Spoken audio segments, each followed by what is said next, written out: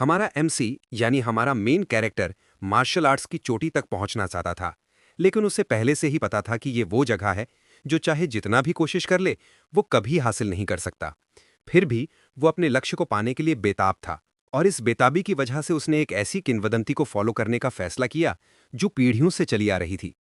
सुनने में आया था कि एक पवित्र मंदिर में एक सुनहरा फल है जिसकी रखवाली एक ड्रैगन करता है। ये फल ऐसा है जो खाने वाले को अमरता देता है। और एक लंबी, कठिन और खून खराबे वाली लड़ाई के बाद हमारे एमसी ने उस सुनहरे फल तक पहुंच ही लिया। वो हैरान था ये देखकर कि वो फल वाकई में मौजूद था। उसने ड्रैगन की लाश पर एक असली विजेता की तरह बैठकर उस फल को खाने की सोची। उसे यकीन था कि इस फल को खाकर वो मार्शल आर्ट्स की चोटी तक पहुंच जाएगा। हमारे एमसी का नाम था गिल्फस एल्ड्रियन, और उसे दुनिया का सबसे ताकतवर इंसान कहा जाता था। दशकों बाद गिल्फस अब बूढ़ा हो चुका था और मृत्युशैया पर लेटा था। उसके चारों तरफ उसके परिवार वाले थे, और उसके सबसे बड़े बेटे गिलियाम उसके पास बैठा था। गिल्फस ने देखा कि उसका बेटा उदास है। उसने अपने बेटे को अच्छा बनने की सलाह दी और कहा कि उसका समय अब आ चुका है। गिलियाम को इस बात का दुख था कि वो अपने पिता को उसी तरह खोने वाला है जैसे उसने अपनी मां को खोया था। मरने से ठीक पहले गिल्फस ने उस अमरता वाले फल के बारे में सोचा और महसूस किया कि वो सब बकवास था। लेकिन उसे इस बात से तसल्ली थी कि उसे एक पत्नी और बच्चे मिले।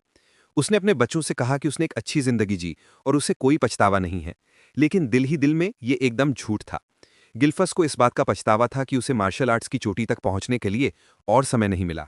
कुछ पल बाद वो मर गया, और अचानक उसने फिर से अपनी आंखें खोली। वो हैरान था और सोचने लगा कि सब कुछ इतना अलग क्यों दिख रहा है। उसे लगा कि उसका शरीर हल्का है। जब उसने इधर उधर देखा तो उसे एहसास हुआ कि उसके हाथ बच्चे जैसे हैं। तब उसे समझ आया कि वो एक बच्चा बन गया है और एक बच्चे के पालने में लेटा है। वो अपनी आंखों पर यकीन नहीं कर पा रहा था, लेकिन उसने खुद को शांत करने की कोशिश की, क्योंकि पिछले जन्म में वो एक 10 सितारा योद्धा था। गिल्फस ने सोचा कि उसकी ये हालत सामान्य नहीं है। वो सोचने लगा कि आखिर किसने उसके साथ ऐसा किया। तभी उसे अचानक ख्याल आया कि जिस फल को उसने अमरता का फल समझा था, वो असल में अमरता का फल नहीं था। उस फल की ताकत थी पुनर्जनन, यानी रीइंकार्नेशन, जैसा कि उसे पहले शक हुआ था। इस बात ने उसे मुस्कुराने पर मजबूर कर दिया। उसे लगा कि ये अमरता से भी बेहतर है। अब उसे यकीन था कि वो आखिरकार मार्शल आर्ट्स की चोटी तक पहुंच सकता है। उसने देखा कि उसके आसपास और भी बच्चे हैं। चूंकि वो एक अलग इमारत में था, तो उसने अंदाजा लगाया कि वो ड्रैगन परिवार में पुनर्जन्म ले चुका है। लेकिन उसे ये समझ नहीं आ रहा था कि कमरे में इतने सारे बच्चे क्यों हैं। तभी कुछ नौकरानियां बोतलों के साथ कमरे में दाखिल हुईं। वो एक पालने के पास गईं और एक बच्चे को उठाया। गिल्फस हैरान रह गया जब उसने देखा कि वो बच्चा एक गॉब्लिन है। वो सोचने लगा कि ये नौकरानियां क्या करने वाली हैं। नौकरानियों ने गॉब्लिन को एक लाल रंग का पदार्थ पिलाया, और अचानक वो गॉब्लिन फट गया, जिससे गिल्फस के चेहरे पर खून के छींटे पड़ गए। वो ये देखकर दंग रह गया और डर से उसका शरीर कांपने लगा। वो समझने की कोशिश कर रहा था कि बोतल में आखिर था क्या। नौकरानियों ने फिर उस पदार्थ को थोड़ा पतला करने का फैसला किया और बाकी बच्चों को पिलाना शुरू कर दिया। गिल्फस को भी एक नौकरानी ने उठा लिया, जबकि वो अभी भी ये समझने की कोशिश कर रहा था कि गॉब्लिन को क्या पिलाया गया था कि वो फट गया। उसने साफ देखा कि बोतल में दूध नहीं था, बल्कि वो जादुई ताकत से भरा हुआ था। उसे यकीन नहीं हो रहा था कि नौकरानियां बच्चों को इतना खतरनाक पदार्थ पिला रही हैं। नौकरानी ने बोतल उसके मुंह में डाल दी। जब गिल्फस ने उसका स्वाद लिया तो उसे एहसास हुआ कि यह प्राचीन ड्रैगन का खून है। उसे यकीन नहीं हो रहा था कि ये लोग इतने पागल हैं कि बच्चों को ड्रैगन का खून पिला रहे हैं। अब उसे समझ आया कि नौकरानियों ने क्यों कहा था कि वो इसे पतला करेंगी। उसने फैसला किया कि उसे ये पदार्थ उगल देना चाहिए, लेकिन फिर उसे याद आया कि उसने थोड़ा सा निगल लिया है। हालांकि उसने सोचा कि इतनी कम मात्रा उसे मार नहीं सकती। उसने देखा कि बाकी बच्चे भी उस पदार्थ को उगल रहे हैं। उसने सोचा कि यही करना ठीक होगा, वरना वो भी फट सकता है। लेकिन तभी उसे ख्याल आया कि शायद वो गलती कर रहा है। उसे एहसास हुआ कि अगर वो इस जादुई ताकत को पूरी तरह से अवशोषित कर ले, तो शायद वो पिछले जन्म से भी आगे निकलकर मार्शल आर्ट्स की चोटी तक पहुंच सकता है। उसे समझ नहीं आ रहा था कि आखिर हो क्या रहा है, लेकिन उसने फैसला किया कि वो इस मौके का पूरा फायदा उठाएगा। उसने पूरी बोतल पी डाली, और उसका चेहरा कैसा था जैसे वो सबको दिखाना चाहता हो कि उसके साथ पंगा नहीं लेना चाहिए। नौकरानी भी हैरान थी कि गिल्फस इतने खुशी खुशी ड्रैगन का खून पी रहा है। नौकरानी को भी खुशी हुई कि चीजें उनके पक्ष में जा रही हैं। बोतल खत्म करने के बाद उसे वापस पालने में रख दिया गया। उसने देखा कि बाकी बच्चे भी इस मुश्किल से बच गए। एक आम बच्चे की तरह उसे अच्छा खाना खाने के बाद नींद आने लगी। 7 साल बाद गिल्फस, जो कि अब जीके एल्ड्रियन के नाम से जाना जाता था, अपनी ताकत का अभ्यास कर रहा था। वो एक बड़ा पत्थर अपने पैरों पर रखकर एक हाथ से पुशअप्स कर रहा था। उसने 1000 पुशअप्स किए और फिर उस पत्थर को दूर धकेल दिया। उसने अपने मजबूत शरीर को देखा और उसे यह बहुत पसंद आया। जीके ने अपनी सारी ताकत उस ड्रैगन के खून को दी जो उसने पिया था। उस ड्रैगन के खून में ढेर सारी ताकत थी, यहां तक कि जिन बच्चों ने थोड़ा सा खून पिया उनके शरीर भी आम इंसानों से कहीं ज्यादा ताकतवर हो गए। पिछले जन्म में डिवाइन ड्रैगन की असली ताकत को अवशोषित करने की वजह से जीके प्राचीन ड्रैगन की अनोखी ताकत को पूरी तरह से ग्रहण कर पाया। इसने उसे एक ऐसी ट्रांसफॉर्मेशन से गुजरने में मदद की जिसने उसे खुद को भी हैरान कर दिया। लेकिन जीके ने देखा कि वो अभी भी एक सितारा योद्धा है, जिससे उसे निराशा हुई, क्योंकि उसे कम से कम 4 सितारा योद्धा होना चाहिए था। बेसिकली एक सितारा किसी की असली ताकत का स्रोत है जो पूरी तरह से संकुचित होता है। इंसान अपने शरीर को एक ब्रह्मांड की तरह देखता है और सितारों को उसमें घूमने देता है। हर सितारे के साथ मुश्किल बढ़ती जाती है, क्योंकि जितने ज्यादा सितारे उतनी ज्यादा ताकत। जीके अपने पिछले जन्म में 10 सितारा योद्धा बन चुका था, जो उसे दुनिया का सिर्फ एकमात्र ऐसा इंसान बनाता था। अब 7 साल हो चुके थे जब वो लैगन परिवार के वर्तमान मुखिया के बेटे के रूप में पैदा हुआ था, लेकिन वो एक नाजायज औलाद था। उसकी मां की पहले ही मृत्यु हो चुकी थी और उसके पिता ने कभी उसका मुंह तक नहीं देखा।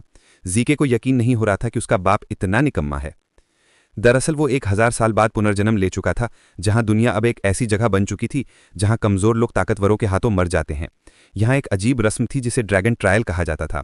केवल वही बच्चे जो ड्रैगन का खून पीकर जिंदा बचते हैं, उन्हें ड्रैगन योद्धा के रूप में ट्रेनिंग दी जाती है। लेकिन जीके को किसी ने एक भी ट्रेनिंग नहीं दी। उसने एक नौकरानी से कुछ सवाल पूछने की कोशिश की, लेकिन नौकरानी ने बस यही जवाब दिया कि उसे कुछ भी कहने की इजाजत नहीं है। जीके ने नौकरानी पर गुस्सा निकाला और उसे याद दिलाया कि जो बच्चे ट्रायल पास करते हैं उन्हें कॉम्बैट ट्रेनिंग मिलनी चाहिए, लेकिन वो केवल नौकरानियों से घिरा हुआ है और एक भी इंस्ट्रक्टर नजर नहीं आता। नौकरानी ने गुड़िया की तरह जवाब दिया और पूछा कि क्या जीके को कुछ चाहिए। जीके ने कहा कि नहीं। असल में जीके खुद को संभाल सकता था, क्योंकि वो अभी अपने शरीर को और मजबूत करने पर फोकस कर रहा था, ना कि कॉम्बैट ट्रेनिंग लेने पर। जीके ने फिर नौकरानी से पूछा कि क्या वो उसे मुख्य परिवार के बाकी बच्चों के बारे में कुछ बता सकती है, लेकिन नौकरानी ने वही जवाब दिया कि उसे कुछ कहने की इजाजत नहीं है। जीके ने जवाब पाने के लिए तरह तरह की कोशिश की, लेकिन नौकरानी टस से मस नहीं हुई। जीके गुस्से में था और सोच रहा था कि क्या ये नौकरानी बस एक ही लाइन बोल सकती है। जीके ने नौकरानी से पूछा कि क्या उसे इस घर में सिर्फ सताने के लिए रखा गया है, लेकिन नौकरानी ने इस बात को सिरे से खारिज कर दिया और कहा कि उन्हें सिर्फ जीके की पर्सनल जरूरतों का ख्याल रखने का आदेश है। जीके ने गौर किया कि नौकरानी एक 3 सितारा फाइटर है और अगर वो चाहे तो कॉम्बैट ट्रेनिंग में उसकी मदद कर सकती है। लेकिन चूंकि नौकरानी कोई मदद नहीं कर रही थी, जीके ने फैसला किया कि अब जंगल में जाने का वक्त आ गया है। उसे यकीन नहीं हो रहा था कि वो 3 साल से एक नौकरानी के साथ रह रहा है और फिर भी उनके बीच कोई असली रिश्ता नहीं बना। जीके को उम्मीद थी कि नौकरानी कुछ जवाब देगी, लेकिन उसे कोई जवाब नहीं मिला। नौकरानी अब उसे पूरी तरह से इग्नोर कर रही थी। जीके जंगल में पहुंचा और उसने ढेर सारी जहरीली जड़ी बूटियां खा लीं, जो जाहिर तौर पर स्वाद में बहुत खराब थीं। लेकिन उसे इसकी परवाह नहीं थी, क्योंकि वो इसे अपनी ट्रेनिंग का हिस्सा मानता था। अचानक उसने गौर किया कि कोई हल्का सा निशान उसका पीछा कर रहा है। वो सोचने लगा कि कोई उसका पीछा क्यों कर रहा है और सामने आके कुछ बोल क्यों नहीं रहा। उसने उस अनजान शख्स को इग्नोर करने का फैसला किया और आगे की तरफ फोकस किया। तभी उसने अपने सामने एक गुस्सैल जंगली सूअर को देखा। उसे अचानक ख्याल आया कि वो काला धुंधला साया उसका पीछा कर रहा था, वो उसके पिछले जन्म में कभी नहीं था। वो सोचने लगा कि आखिर ये है क्या। फिर भी जीके ने सूअर के सामने खुद को दिखाया और जैसा कि नाम से जाहिर है, सूअर ने जीके की तरफ तेजी से हमला कर दिया। जीके ने मुस्कुराते हुए देखा कि सूअर का ध्यान अब उस पर है। उसने एकदम परफेक्ट स्टांस लिया ताकि सूअर को आसानी से चकमा दे सके। जैसे ही सूअर खुली जगह में आया, जीके ने उसके पेट पर एक जोरदार मुक्का नड़ दिया। इस मुक्के का असर इतना खतरनाक था कि उसके अंदरूनी हिस्से चकनाचूर हो गए और वो एक ही वार में ढेर हो गया। वो हैरान था कि उसका एक हल्का सा वार, जो कि एक सितारा योद्धा का था, सूअर को खत्म कर पाया। उसने निष्कर्ष निकाला कि सितारों की क्वालिटी मायने रखती है, न कि उनकी क्वांटिटी। जीके ने सूअर को उठाया, अपने कंधे पर रखा और घर की तरफ चल पड़ा। वापस जाते हुए जीके ने सोचा कि वो अकेले रहकर अब तंग आ चुका है। वो एक नया एडवेंचर शुरू करने की सोच रहा था, लेकिन उसे एहसास हुआ कि अगर उसे कहीं जाना है तो समुद्र ही एकमात्र जगह होगी। इस बीच वो अजीब शख्स जो जीके का पीछा कर रहा था, हैरान था कि जीके ने सिर्फ एक मुक्के में सूअर को ढेर कर दिया, वो भी बिना किसी कॉम्बैट ट्रेनिंग के। इतना ही नहीं, उसे यकीन नहीं हो रहा था कि जीके ने यह भी नोटिस कर लिया कि कोई उसे फॉलो कर रहा है। उसने सोचा कि जीके कोई आम बच्चा नहीं है। चूंकि जीके की मां बहुत कम उम्र में मर गई थी और उसके पिता को उसमें कोई दिलचस्पी नहीं थी, उसने निष्कर्ष निकाला कि जीके को कोई ढंग की शिक्षा नहीं मिली होगी। लेकिन चूंकि वो परिवार के मुखिया का बच्चा है, उसे भागने की इजाजत नहीं है, इसीलिए उसकी निगरानी की जा रही थी। उस अजीब शख्स ने सोचा कि हर मोड़ पर चीजें बहुत इंटरेस्टिंग होती जा रही हैं। जीके घर लौटा और देखा कि वहां कुछ मेहमान आए हुए हैं। वो उनकी ताकत को महसूस कर सकता था और सोचने लगा कि आखिर वो उससे क्या चाहते हैं। वो दरवाजे के पास गया और उनकी बातचीत सुनने की कोशिश की, उसे लगा कि उनमें कोई खतरनाक इरादा नहीं है। फिर उसने दरवाज़ा खोला और देखा कि कमरे में कुछ लोग हैं। उसने उनसे पूछा कि वो यहाँ क्यों आए हैं। उसने गौर किया कि उन लोगों के कपड़ों पर लग रहा इनका प्रतीक चिन्ह था। इससे उसकी जिज्ञासा और बढ़ गई कि आखिर ये लोग उससे क्या चाहते हैं। तभी उन लोगों ने बताया कि वो उसे लेने आए हैं क्योंकि उसे एक परीक्षा देनी है। ये सुनकर जीके का दिमाग घूम गया, क्योंकि किसी ने उसे इस फ्रीकिंग परीक्षा के बारे में कुछ बताया नहीं था। जल्दी ही जीके को मुख्य घर ले जाया गया। उसने कभी नहीं सोचा था कि 1000 साल बाद वो यहाँ वापस आएगा। जिन लोगों ने उसे घर से लिया था उन्होंने उसे एक स्कूल यूनिफॉर्म पहनाई। पता चला कि उसे मुख्य घर में लग्जरी के लिए नहीं, बल्कि ड्रैगन नेस्ट नाम की एकेडमी में दाखिला लेने के लिए लाया गया था। ये एकेडमी लग्राइन परिवार ने बनाई थी और परिवार में जन्मा हर बच्चा इसमें दाखिला लेने का सपना देखता था। जाहिर तौर पर 7 साल की उम्र में सभी बच्चों को शिक्षा दी जाती है और आज प्रवेश परीक्षा का दिन था। लेकिन जीके को तो पहले कोई शिक्षा ही नहीं मिली थी। फिर भी जीके के पास परीक्षा देने के सिवा कोई चारा नहीं था, क्योंकि यह अनिवार्य था। इसीलिए उसे जंगल में रहने की जगह से यहां लाया गया था। जीके हर चीज से तंग आ चुका था और इस सब ने उसे इतना परेशान कर दिया कि वो दर्द से सिर झुका लिया। जब बाकी स्टूडेंट्स उसके पास से गुजर रहे थे, तभी नीले बालों वाला एक लड़का लैंगस उसके पास आया। लैंगस ओल्ड स्केल विलेज से था। उसने जीके से पूछा कि क्या वो ठीक है या किसी परेशानी में है। जीके ने पलटकर उसे देखा और थोड़े रूखेपन से पूछा, तुझे क्या चाहिए? लैंगस एक शर्मीला लड़का लग रहा था। उसने कहा कि वो सिर्फ मदद करना चाहता था, क्योंकि जीके परेशान दिख रहा था। जीके को लैंगस का ये रवैया देखकर हैरानी हुई। उसे लगा कि लैंगस शर्मीला है, लेकिन उसमें कुछ ताकत भी है। जीके खड़ा हुआ और अपनी रूखी बात के लिए माफी मांगी। उसने अपना परिचय दिया और लैंगस से कहा कि उसे बस इस बात की उलझन है कि परिवार के मुखिया लोग उन्हें क्या करने के लिए कह रहे हैं। लैंगस ने जवाब दिया कि परीक्षा का कंटेंट हर साल एक जैसा ही रहता है। लेकिन जीके ने साफ कर दिया कि उसे तो यह भी नहीं पता कि परीक्षा में होता क्या है।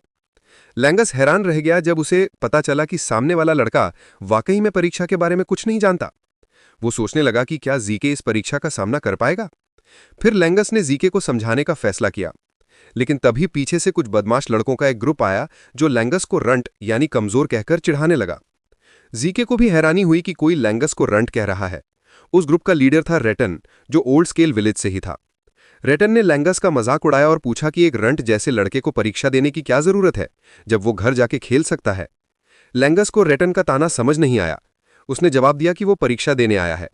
लेकिन इससे रेटन और चिढ़ गया और उसने लैंगस पर चिल्लाकर कहा कि वो एक कचड़ा है और उसके जैसे का एकेडमी में कोई चांस नहीं है। रेटन ने जीके पर भी हंसते हुए कहा कि उसका बाप एक मॉक ड्रैगन है। जीके ने देखा कि लैंगस गुस्से में है, क्योंकि उसने अपनी मुट्ठी भींच ली थी। दरअसल लग्राइन परिवार में एक सख्त हायरार्की थी, जिसे एक निरंकुश राजा ने बनाया था। नए लोग लेसर ड्रैगन्स कहलाते थे, आम सैनिक यंग ड्रैगन्स थे और कैप्टन क्लास को एडल्ट ड्रैगन्स कहा जाता था। सबसे ऊपर थे एल्डर ड्रैगन्स, जो एग्जीक्यूटिव क्लास थी। लेकिन सबसे नीचे एक लेवल था जिसे मॉक ड्रैगन्स कहा जाता था। मॉक ड्रैगन्स वो लोग थे जो ड्रैगन नेस्ट में दाखिला लेने में नाकाम रहे थे या अकेडमी से ग्रेजुएट नहीं कर पाए थे। उन्हें फर्जी माना जाता था। लेकिन लैंगस ये साबित करना चाहता था कि उसके जैसे लोग फर्जी नहीं हैं।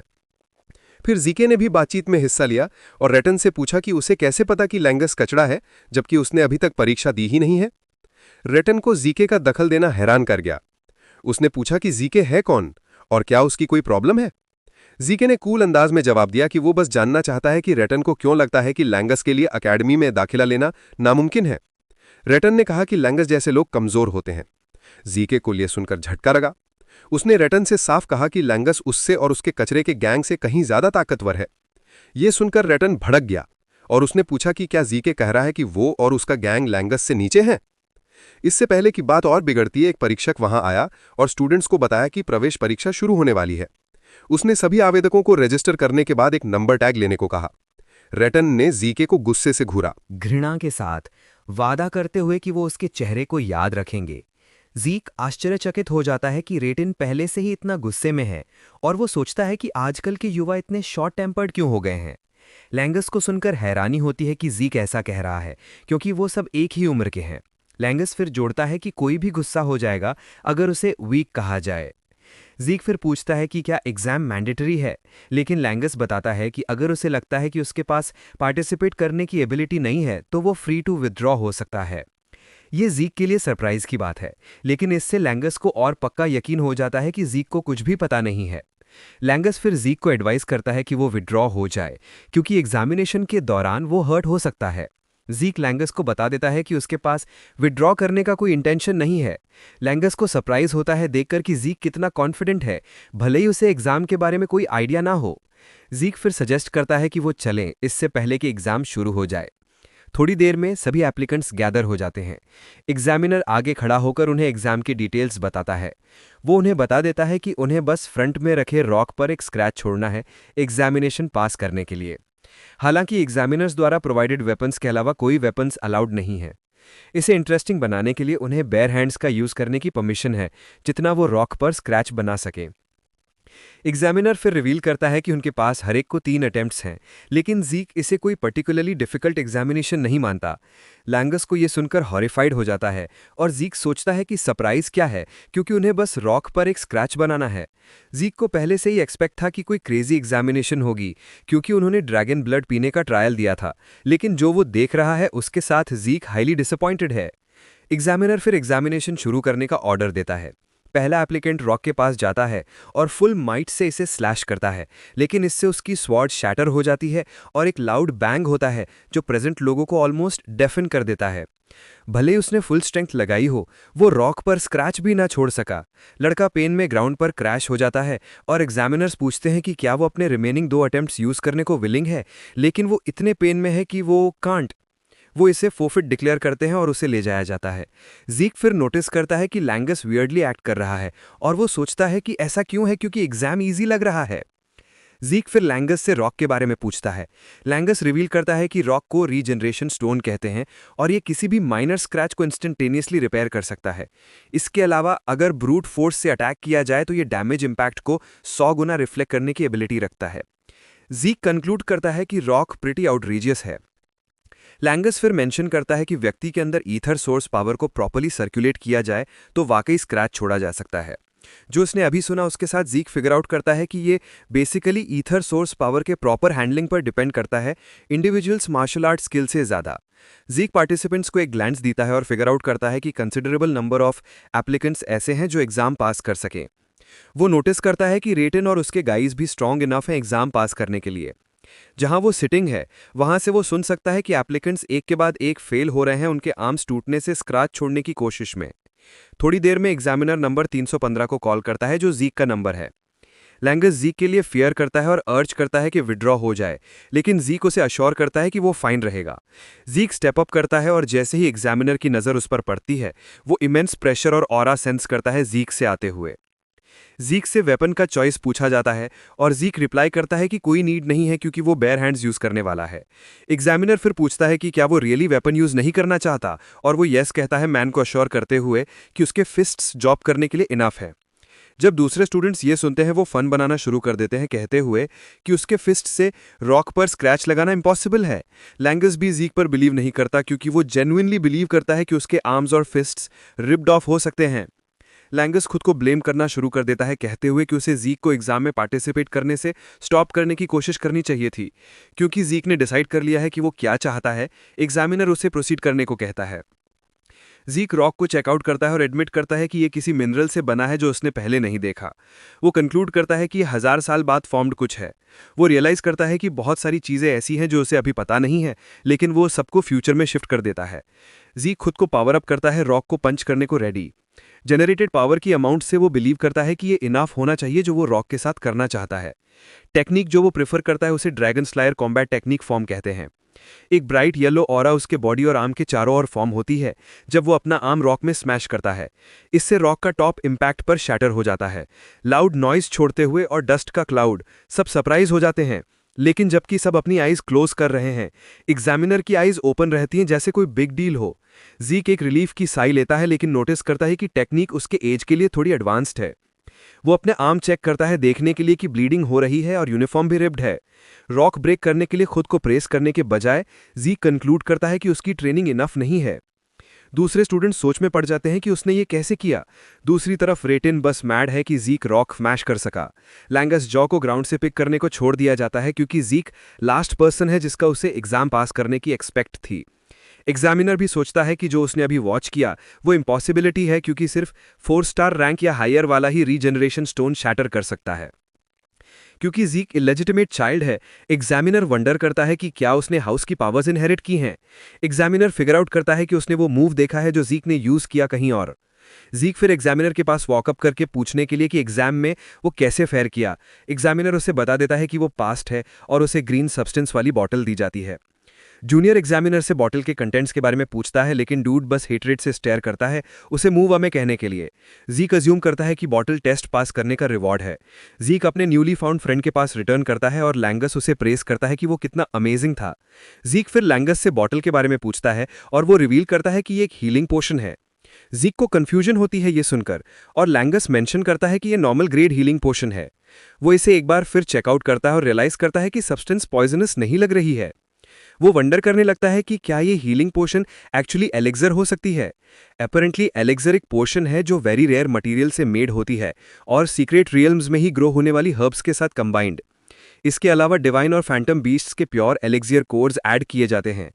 एलेक्सर पीने से ओल्ड और रीसेंट वुंड्स इंस्टेंटली हील हो जाते हैं, साथ ही वंस ईथर बूस्ट हो जाता है। हालांकि एलेक्सर रिफाइन करना बहुत डिफिकल्ट है क्योंकि इंग्रेडिएंट्स फाइंड करना बहुत हार्ड है। यही रीजन है कि ये मार्केट पर रेयरली अपीयर होता है। ज़ीक फिर हीलिंग पोशन कंज्यूम करता है और एक्सपेक्टेड के अकॉर्डिंग उसके torn arms heal back up हो जाते हैं। ज़ीक ब्लोन अवे हो जाता है और रियलाइज करता है कि हीलिंग पोशन रियली एक एलेक्सर है। लैंगस फिर कहता है कि उसे एलेक्सर के बारे में कोई आइडिया नहीं है, लेकिन एल ड्रैगन सेव्ड हीलिंग पोशन स्टोर से ऑब्टेन्ड वंस से बेटर हैं।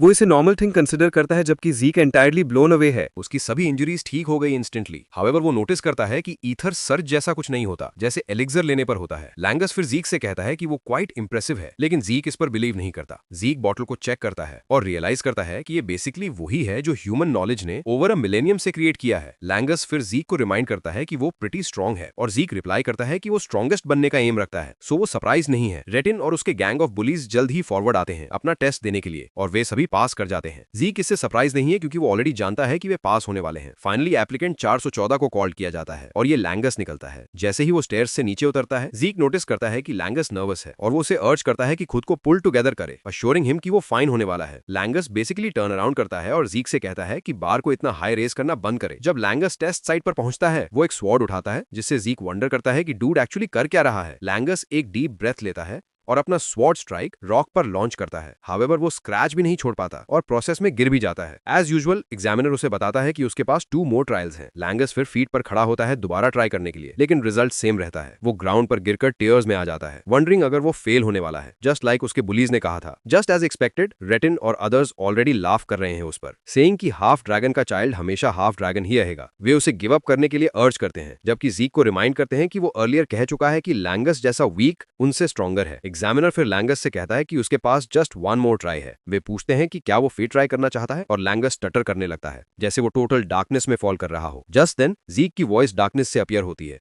आस्किंग हिम कि वो क्या कर रहा है। लैंगस कंफ्यूजन में टर्न अराउंड करता है और ज़ीक सजेस्ट करता है कि वो स्वॉर्ड की बजाय स्पेयर यूज करे। लैंगस अभी भी कंफ्यूज है इससे और ज़ीक कहता है कि वो मीन्स व्हाट ही सेड। ज़ीक लैंगस को बिलेट करता है वेपन यूज करने के लिए जो सूट नहीं करता। ज़ीक अश्योर करता है कि no matter how many times वो ट्राई करे, स्वॉर्ड से रॉक में डेंट नहीं बना पाएगा। रेट और उसके फ्रेंड्स फिर ज़ीक पर लाफ करने लगते हैं, सेइंग कि लैंगस को स्वॉर्ड यूज करना चाइल्डहुड से टॉट किया गया था और वो कभी स्पेयर लेसन्स नहीं ले पाया। एट द सेम टाइम वो बिलीव करते हैं कि लैंगस पैथेटिक सेल्फ ही रहेगा इवन इफ वो वेपन स्विच करे। ज़ीक फिर एग्जामिनर से आस्क करता है कि क्या मिड टेस्ट वेपन्स चेंज करने की अलाउड है। एग्जामिनर अश्योर करता है ज़ीक को कि डूइंग दिस में नो प्रॉब्लम है। ज़ीक लैंगस पर स्माइल करता है, टेलिंग हिम कि वो फ्री है गो अहेड करने के लिए और स्पेयर यूज करे। ज़ीक प्रॉपर मोटिवेशनल स्पीकर की तरह स्टैंड करता है, आस्किंग लैंगस कि क्या वो लूजर की तरह लीव करने को रेडी है, लेकिन लैंगस नो कहता है। लैंगस फिर फीट पर खड़ा होता है जैसे वो ज़ीक से कहता है कि वो उसकी सजेशन लेगा और स्पेयर ट्राई करेगा। अपेरेंटली लैंगस के फादर को ड्रैगन्स नेस्ट में एंटर करने की अलाउड नहीं थी और वो हमेशा मॉकरी का रिसीविंग एंड पर था। Even with all of these वो कभी गिव अप नहीं किया और वो स्टिल श्योर बना रहा कि अपने सन को वेल रेज करे। बिकॉज ऑफ एवरीथिंग उसके फादर ने उसके लिए किया,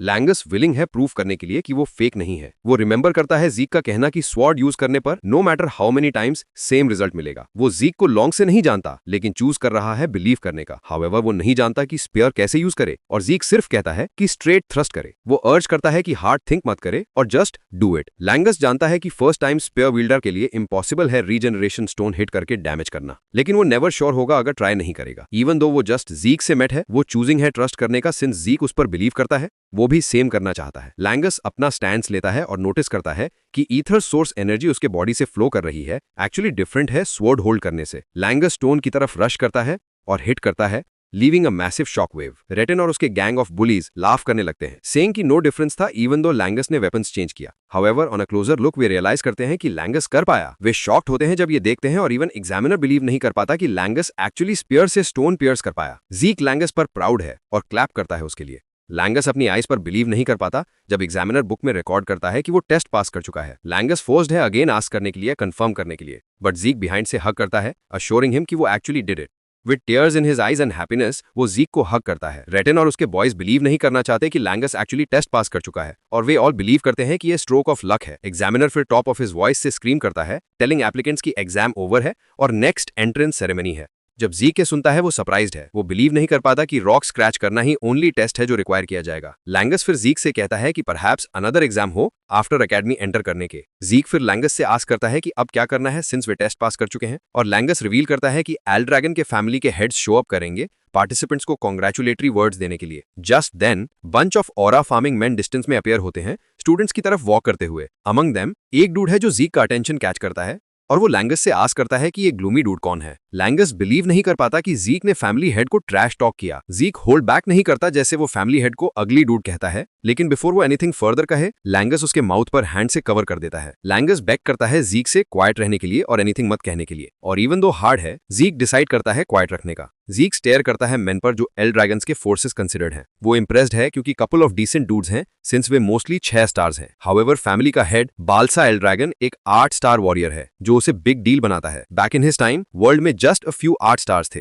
और जीक वंडर करता है कि कितने लेफ्ट होंगे। जीक फिर लैंगस को बताता है हाउ ही फील्स। वो उसे लेट नो करता है कि वो बालसा को लाइक नहीं करता, वो केयर भी नहीं करता अगर वो मैन उसका फादर हो या नहीं। जस्ट देन बालसा फॉरवर्ड स्टेप करता है स्टूडेंट्स को एड्रेस करने के लिए। वो ओनली अ फ्यू वर्ड्स कहता है स्टूडेंट्स से, और ये है उन्हें टेलिंग कि एल ड्रैगन का फ्लैश एंड ब्लड बने, लेकिन ये वर्ड्स क्रशिंग वेट कैरी करते हैं अलोंग साइड उसके ऑरा के, जैसे ऑल स्टूडेंट्स एक्सेप्ट जीक ट्रेम्बल करने लगते हैं। इवन लैंगस कंप्लेन करता है कि ब्रीथ करना हाउ हार्ड है, लेकिन जीक को बालसा की प्रेजेंस से नथिंग फील होता है। All he can feel toward balsa is pure hatred, even though वो नहीं जानता वाई। आफ्टर वो डन है addressing students, balsa turn around करता है लीव करने के लिए। अनदर एल्डर फिर रेंज लेता है टेलिंग स्टूडेंट्स की हाउस का हेड एक्सपेक्टिंग है great things from them. This person जीक का अटेंशन कैच करता है टू, और वो वंडर करने लगता है कि ब्लॉन्ड हेयर्ड एल्डर कौन है। जीक फिगर आउट करता है कि बालसा का डिपार्चर स्टूडेंट्स पर टेंशन रिड्यूस कर चुका है बिट, लेकिन वे ऑल कंपोज्ड रहते हैं बालसा की प्रेजेंस के आफ्टरमैथ से। एग्जामिनर फिर फॉरवर्ड स्टेप करता है रिवील करने के लिए कि डॉर्मेट्री असाइनमेंट्स अनाउंस होने वाले हैं। जीक शॉक्ड है ये सुनकर, जैसे वो थॉट करता था कि वे ऑल सेम प्लेस जा रहे हैं। लैंगस फिर जीक को डिसाइड करता है एक्सप्लेन करने का, सिंस वो नथिंग जानता है। वो बताता है कि अकेडमी में 4 डॉम्स हैं। स्टूडेंट्स असाइन किए जाते हैं वन ऑफ द 4 डॉम्स जो east, west, north and south dorms हैं। मोमेंटरीली वो अपना नेम सुनता है और स्टैंड अप करता है लीव करने के लिए। वो अपने न्यू फ्रेंड से कहता है टेक केयर ऑफ हिमसेल्फ और to exchange pleasantries before he leaves. Zeke assigned है अकेडमीज ईस्ट डॉम में और सरप्राइज्ड है देखकर कि हाउ मच थिंग्स चेंज हुई हैं ओवर 1000 ईयर्स में। वो नोट में रिटन डायरेक्शंस फॉलो करता है नेविगेट करने के लिए रूम तक। वो वरिड है कि रूममेट मैड होगा लेट कमिंग पर, और दिस ऑल हैपेंड बिकॉज वो लॉस्ट हो गया। वो फाइनली डोर तक मेक्स इट और ऑल एंथुजियाज्म के साथ डोर ओपन करता है to announce arrival and greet new roommate. However enthusiasm और एक्साइटमेंट डाई ऑफ हो जाते हैं जब वो देखता है कि रूममेट कौन है। Well guys, that's the end of the video. If you like this video, comment next part in the comment section. Also subscribe to the channel, hit the bell and like the video.